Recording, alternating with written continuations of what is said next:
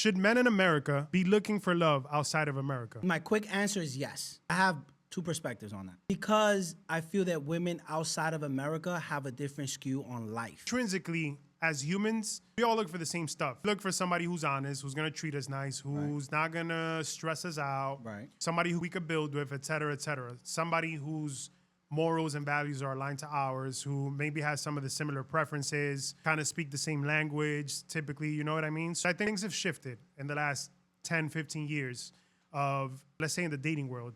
Like for me, at least, I'm watching this stuff in real time, and I'm fascinated by it every day because I'm a single man. You know what it is? And let's not take away from the women in America. Let's not take away from them, right? Because there's some women in America that are really good women, right? Of course. But I think, just like there's some good men. But what I think is happening in America is that the trauma that America put on these women has shifted the way they think and has skewed the way they treat men. I think for me, one of the biggest contributing factors has been, I put a lot of pressure on the internet and social media. For men and women, the perspectives have shifted and also the expectations have shifted, and that men have lost their sense of masculinity. I hear this all the time because I have a. I think women has a big fault in that. Who's gonna get into that? Yeah, because for me, it's become a cycle, a vicious cycle. Social media has created a false sense of reality for men and women. What I see happening is that women see a certain type of lifestyle that certain women influencers are living, and all of these women are aspiring to attain that lifestyle. But they don't realize that only 1% of the men out there can give them that lifestyle. Truly can give them that lifestyle.